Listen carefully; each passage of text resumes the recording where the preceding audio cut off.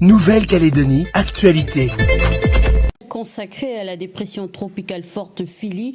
Le phénomène se trouve actuellement à moins de 180 km dans le nord-ouest de Belep. Philly génère des vents supérieurs à 125 km/h. Le phénomène se déplace vers le sud-sud-est.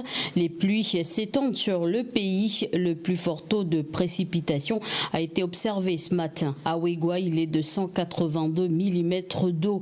Pour rappel, l'alerte 2 a été déclenchée hier à 21h dans la commune de Belep, ce matin dès 9h dans les communes de Poum, Wegua, Puebo, Koumak et Calagomène.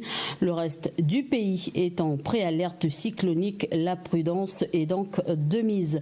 Je vous le disais, beaucoup de vent et de pluie. On pouvait le voir ce matin à Poum d'abord, au lieu dit Mayou, situé sur la côte est.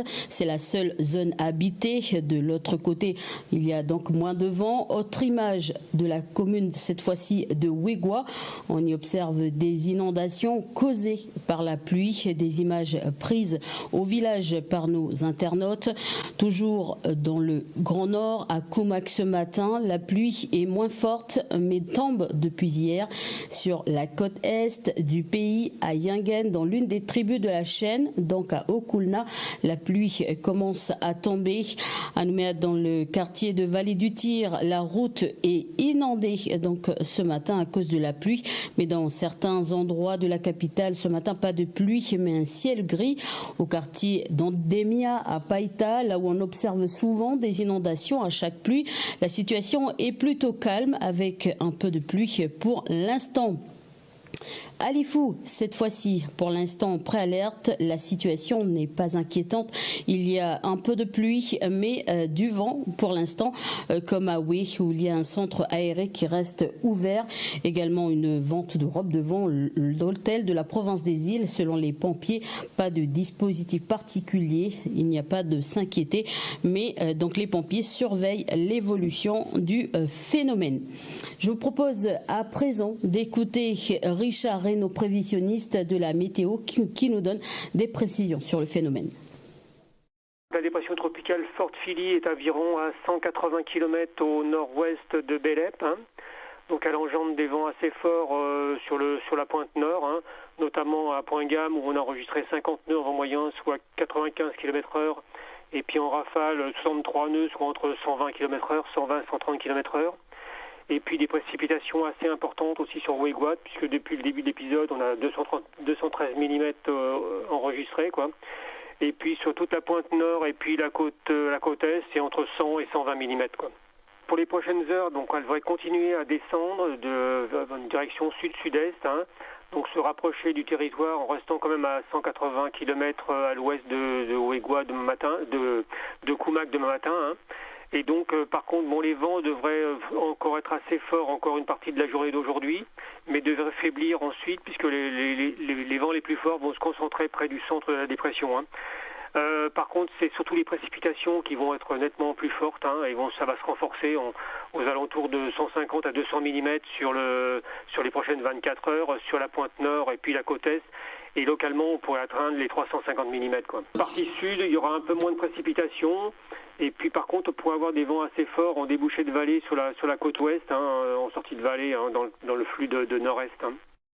Voilà, et nous devions donc avoir Belep ce matin, mais la commune est privée d'électricité, donc 187 foyers sont privés d'électricité sur l'île de Belep depuis 7h30 ce matin.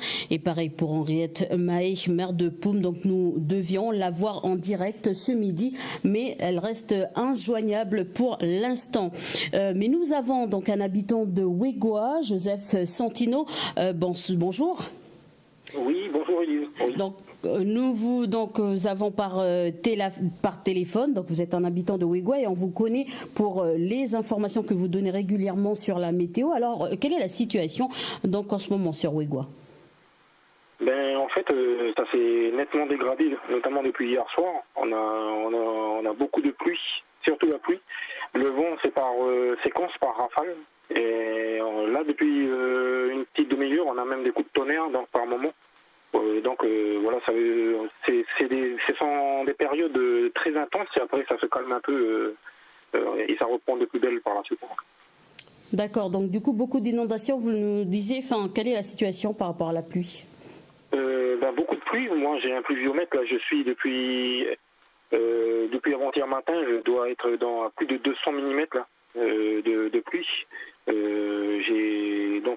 Voilà, ce matin j'ai encore vidé le pluviomètre parce qu'il se remplit très très vite. Autour du village, l'eau monte très vite, donc il y a des portions de route forcément qui sont submergées. Voilà. Et après il faut tenir compte aussi de la marée haute parce que avec le reflux du Diaote, ça peut augmenter encore le niveau de l'eau là dans les heures à venir. Donc du coup la prudence est de mise du côté de Ouigoua. Oui, oui, tout à fait. Ouais. Joseph Santino, merci d'avoir répondu à nos questions en direct de la commune de Ouigoua. Je vous en prie, merci. À Canala aussi, on s'organise pour faire face à la dépression Philly. Et comme à chaque épisode de pluvieuse, la population de la tribu de Boaken sur Canala ne peut plus accéder au village, donc en voiture, car les accès menant vers le centre sont submergés.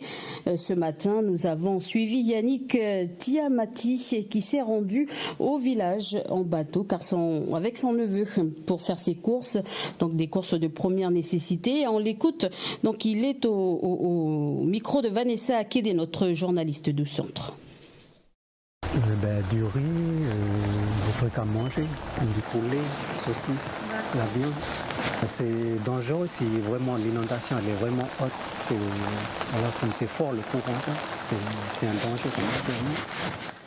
Voilà un reportage donc entier que vous allez pouvoir découvrir dans notre journal de 18h. Donc je vous le disais, pour rappel, alerte 2 a été déclenchée hier à 21h dans les communes de Belep, ce matin dès 9h dans les communes de Poum, Ouigoua, Puebo, Koumak et Kalagomen.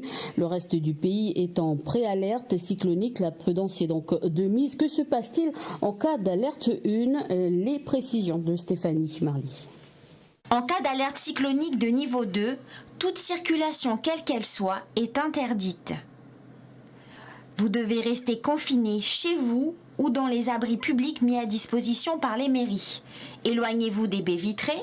Si la situation se dégrade, repérez les endroits les plus résistants du local, vous y tenir et vous protéger. Surveillez la résistance de cet abri et de ses ouvrants en redoublant de vigilance, notamment la nuit. Restez attentif au risque d'inondation et attendre impérativement la fin de l'alerte de niveau 2 pour sortir de chez vous ou de ces abris publics. Voilà, donc ça, c'était les consignes en cas d'alerte 2. Je vous propose maintenant d'écouter les consignes en cas d'alerte 1. En cas d'alerte numéro 1, voici ce qu'il faut faire. Si vous êtes trop éloigné de votre domicile, privilégiez un hébergement de proximité. Démonter les installations aériennes et les échafaudages. Mettre les grues de chantier en position de sécurité. Cacher les ouvertures des habitations avec des volets ou à défaut des panneaux de bois cloués. Arrêter toute activité professionnelle, scolaire ou commerciale 2 heures avant le passage estimé en alerte cyclonique de niveau 2. Ne plus pratiquer d'activité nautique quelle que soit sa nature.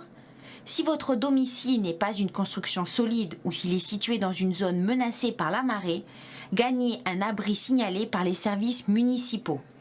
Débranchez le système de remplissage des citernes d'eau pluviale. Abritez les animaux domestiques. Posez du ruban adhésif sur les baies vitrées. Et enfin, sécurisez tous vos documents personnels. Nous avons pu joindre Henriette Mahé, maire de Poum. Bonjour. Bonjour. Alors merci d'avoir accepté de répondre à nos questions en direct depuis la commune de Poum. Alors quelle est la situation en ce moment sur la commune de Poum? Depuis ce matin, le vent s'est renforcé et la pluie continue plus intensément.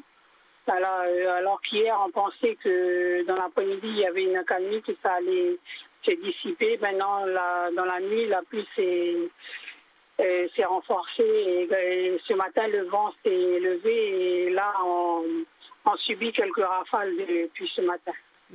Alors, à Belep, 187 foyers sont privés d'électricité. Est-ce que c'est le cas également du côté de Poum? Est-ce que des foyers sont privés d'électricité actuellement? Pour l'instant, non.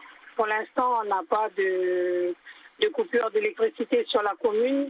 Notre concessionnaire a dépêché un agent sur place afin qu'il puisse intervenir pour les urgences.